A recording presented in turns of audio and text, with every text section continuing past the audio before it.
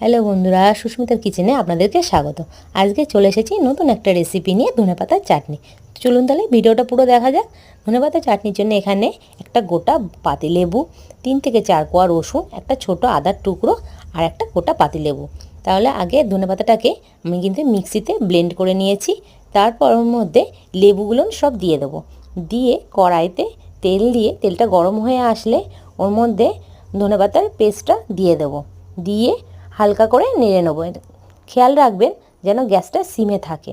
তারপর ওর মধ্যে 1 চামচ লঙ্কার গুঁড়ো দিয়ে দেবো। দিয়ে ভালো করে নেড়ে নেবো। তারপর ওর মধ্যে সামান্য স্বাদ মতন লবণ দিয়ে দিতে হবে।